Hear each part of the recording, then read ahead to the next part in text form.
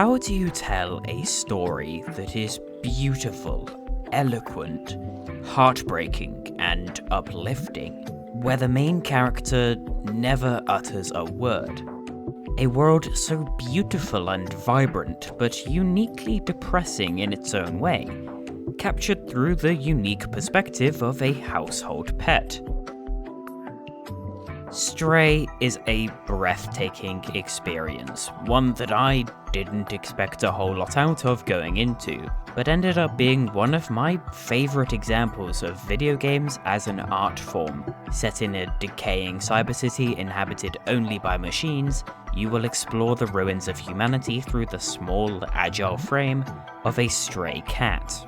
This is a game about loss, companionship, survival, and hope, told through the movement, music, and the melancholy poetry of a lost society. This is a love letter to Stray.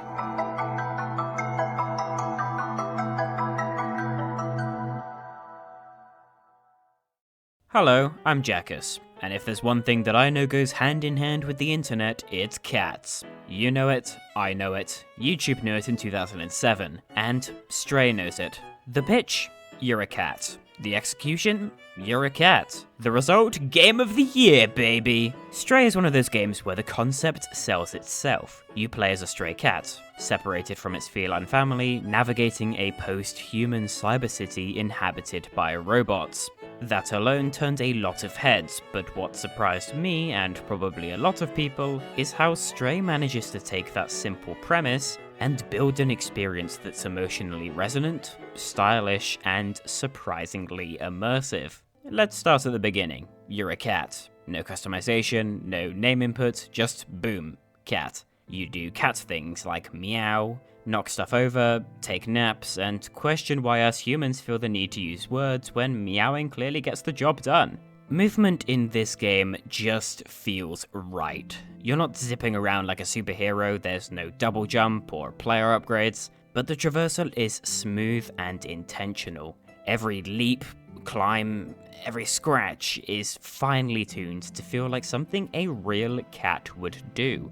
The controls are intuitive, and platforming is less about challenge and more about flow. This is a unique instance of a largely linear game where you're not only exploring to reach the goal, but also because you want to. It just feels right. And there's a dedicated meow button. A dedicated meow button. If that doesn't justify a $30 price tag, I don't know what does. The game opens with you running around with your cat friends in the rain, having a great time, just doing cat things together.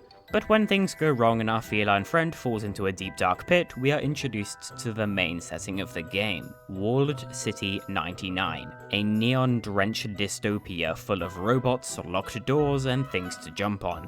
The city is gorgeous. Neon signs flicker, remnants of human life are scattered around, and the abandoned robots have built their own society with art, music, and even memory.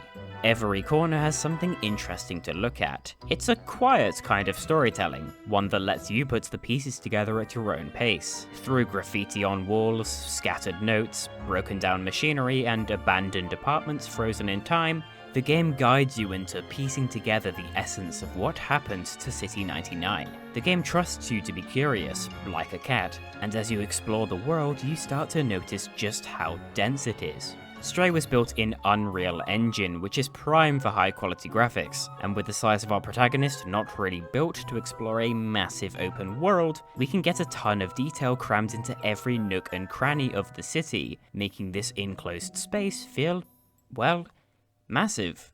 Every inch of this game looks like it was handcrafted with passion. It's dripping with atmosphere, and I don't just mean the rain, although yeah, there's a lot of rain. It's cyberpunk, what did you expect? You eventually meet B12, a little drone that talks for you because while meows are powerful, they lack exposition. It's a clever way to let the game deliver important information about the lore and your goals without breaking the immersion of playing a silent animal. The relationship between the cat and B12 is surprisingly touching, told entirely through animation, sound design, and just enough dialogue to hit the right emotional notes. I won't lie, the ending definitely did hit me right in the feels. The robot NPCs you meet along the way are quirky and weirdly charming. They talk, they play music, they mourn, they hope. It's beautiful. I felt more for these robots than I have for most AAA protagonists in the last few years. What really stuck with me though is the tone. Stray is quiet, reflective, sometimes lonely but hopeful. It's about a lost cat,